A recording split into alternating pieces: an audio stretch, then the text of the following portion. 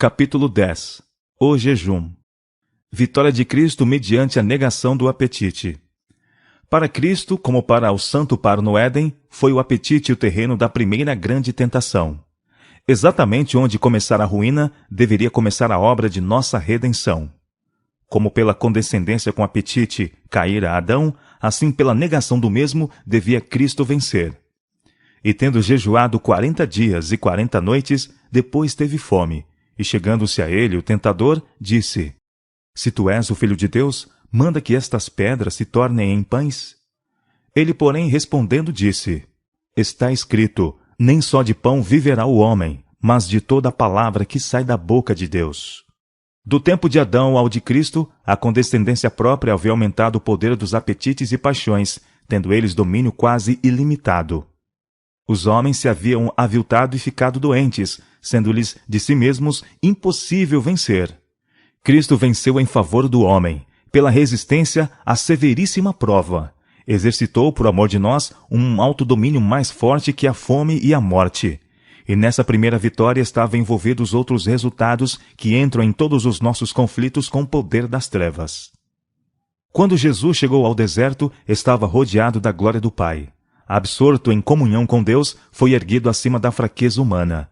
Mas a glória afastou-se, e ele foi deixado a lutar com a tentação. Ela o apertava a todo instante.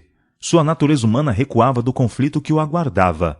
Durante 40 dias, jejuou e orou. Fraco e emagrecido pela fome, macilento e extenuado pela angústia mental, o seu parecer estava tão desfigurado mais do que de outro qualquer, e a sua figura mais do que a dos outros filhos dos homens. Era então a oportunidade de Satanás. Julgou poder agora vencer a Cristo. Cristo se submeteu à prova na questão do apetite e por quase 6 semanas resistiu à tentação em favor do homem. Este longo jejum no deserto destinava-se a ser uma lição ao homem caído através de todos os tempos. Cristo não foi vencido pelas fortes tentações do inimigo, e isto é uma animação para toda alma que luta contra a tentação. Cristo tornou possível a qualquer membro da família humana resistir à tentação. Todos os que querem viver vida piedosa podem vencer, como Cristo venceu, pelo sangue do Cordeiro e pela palavra de seu testemunho. Aquele longo jejum do Salvador fortaleceu-o para resistir. Deu ele prova ao homem de que começaria a obra de vencer justamente onde começou a ruína, na questão do apetite. Quando Cristo se via mais tenazmente assaltado pela tentação, não comia nada. Confiava-se a Deus e, mediante fervorosa oração e perfeita submissão à vontade de seu Pai, saía vencedor. Os que professam a verdade para estes últimos dias, acima de todas as outras classes de professos cristãos, devem imitar o grande modelo na oração. O Redentor do mundo sabia que a condescendência com o apetite traria debilidade física, adormecendo órgãos perceptivos de maneira que se não discerniriam as coisas sagradas, e que isto perverteria as faculdades morais. Se a condescendência com o apetite era tão forte sobre a raça humana que para derribar-lhe o poder foi exigido do divino Filho de Deus que jejuasse por cerca de 6 semanas em favor do homem, que obra se acha diante do cristão, a fim de ele poder vencer da maneira por que Cristo venceu? A força da tentação para satisfazer o apetite pervertido só pode ser avaliada em face da inexprimível agonia de Cristo naquele prolongado jejum no deserto. Como preparo para o estudo das Escrituras? Há nas Escrituras algumas coisas difíceis de entender e que, segundo diz Pedro, os indoutos e inconstantes torcem para sua própria perdição. Não podemos explicar nesta vida o sentido de toda a passagem das Escrituras. Não há, porém, pontos vitais de verdade prática que fiquem envoltos em mistério. Ao chegar, na providência de Deus, o tempo de um mundo ser provado quanto à verdade para aquele tempo, mentes serão despertadas pelo seu espírito para pesquisarem as Escrituras, mesmo com jejum e oração, até que se descubra elo após elo e estes sejam ligados em perfeita cadeia. Todo fato que tem que ver de perto com a salvação de almas será tornado tão claro que ninguém precisa errar ou andar em trevas. Pontos difíceis da verdade presente têm sido compreendidos pelos fervorosos esforços de uns poucos que eram dedicados à obra. Jejum e fervente oração a Deus têm levado o Senhor a abrir-lhes ao entendimento os seus tesouros de verdade. Os que sinceramente desejam a verdade não serão relutantes em franquear a investigação e crítica às suas posições, e não se aborrecerão se suas opiniões e ideias forem contraditas. Este foi o espírito acariciado entre nós 40 anos atrás. Reuníamo-nos com a alma opressa, orando para que fôssemos unidos na fé e na doutrina, pois sabíamos que Cristo não é dividido. Um ponto de cada vez era tomado como assunto de investigação. A solenidade caracterizava esses concílios de investigação. As Escrituras eram abertas com uma intuição de reverência. Muitas vezes jejuávamos, a fim de que estivéssemos mais habilitados a compreender a verdade. Quando é necessário o auxílio divino especial. Para certas ocasiões, o jejum e a oração são recomendáveis e apropriados.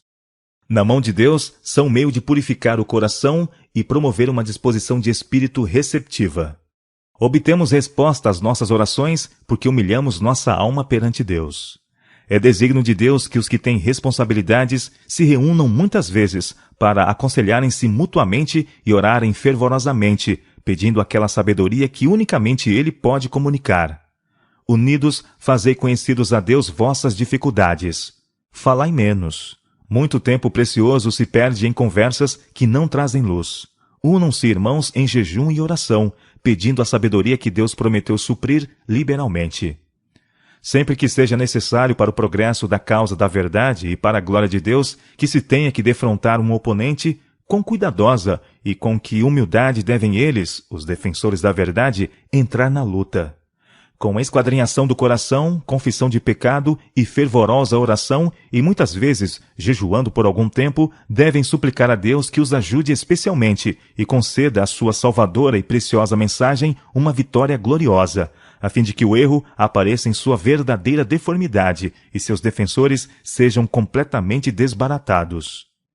O verdadeiro jejum. O verdadeiro jejum que deve ser recomendado a todos é a abstinência de qualquer espécie estimulante de alimento e o uso apropriado de alimento saudável e simples, que Deus proveu em abundância. Precisam os homens pensar menos acerca do que hão de comer e beber de alimento temporal, e muito mais acerca do alimento do céu, que dará tono e vitalidade à experiência religiosa toda. Agora e daqui por diante, até o fim do tempo, deve o povo de Deus ser mais fervoroso, mais desperto, não confiando em sua própria sabedoria, mas na sabedoria de seu líder. Devem pôr de parte dias de jejum e oração. Pode não ser requerida a completa abstinência de alimento, mas devem comer moderadamente do alimento mais simples. Todo jejuar do mundo não substituirá a simples confiança na palavra de Deus. Pedi, diz ele, e recebereis. Não estou chamados a jejuar 40 dias. O Senhor suportou esse jejum por vós no deserto da tentação. Não haveria virtude em semelhante jejum. Há, porém, virtude no sangue de Cristo. O espírito do verdadeiro jejum e oração é o espírito que rende a Deus mente, coração e vontade. Como remédio para a doença. A intemperança no comer é muitas vezes a causa da doença, e o que a natureza precisa mais é ser aliviada da indevida carga que lhe foi imposta. Em muitos casos de moléstia, o verdadeiro remédio é o paciente jejuar por 1 ou 2 refeições, a fim de que os sobrecarregados órgãos digestivos tenham ensejo de descansar. Um regime de frutas por alguns dias tem muitas vezes produzido grande benefício aos que trabalham com o cérebro. Muitas vezes, um breve período de inteira abstinência de comida, seguido de alimentos simples e moderadamente tomado, tem levado à cura por meio dos próprios esforços recuperadores da natureza. Um regime de abstinência por 1 ou 2 meses havia de convencer a muitos sofredores que a vereda da abnegação é o caminho para a saúde. Alguns há que seriam mais beneficiados pela abstinência de alimento por 1 dia ou 2 cada semana, do que por qualquer quantidade de tratamento ou conselho médico. Jejuar 1 dia por semana se lhes ia de incalculável benefício. Condescender em comer com demasiada frequência e em quantidade demasiado grande sobrecarrega os órgãos digestivos e produz um estado febril do organismo. E então ocorrem doenças de várias espécies. Os sofredores, nestes casos, podem fazer por si mesmo o que os outros não podem por eles fazer tão bem. Devem começar por aliviar a natureza da carga que lhe impuseram. Devem remover a causa. Jejuar por breve tempo, dando ao estômago oportunidade para descansar, reduzir o estado febril do organismo por cuidadosa e inteligente aplicação de água. Esses esforços ajudarão a natureza em sua luta por livrar o organismo de impurezas. As pessoas que condescenderam com apetite para comer livremente carne, molhos altamente temperados e várias espécies de substanciosos bolos e conservas não podem imediatamente ter prazer num regime simples, saudável e nutritivo. Seu paladar está tão pervertido que não tem apetite para um regime saudável de frutas, pão simples e verduras.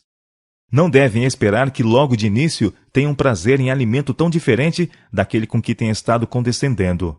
Se não podem, a princípio, ter prazer em alimentos simples, devem jejuar até que o possam. Esse jejum se lhes demonstrará de maior benefício do que remédios, pois o abusado estômago encontrará o descanso de que há muito vinha necessitando, e a verdadeira fome pode ser satisfeita com regime simples. Levará tempo para o paladar recuperar-se dos abusos que recebeu e voltar ao seu tom natural.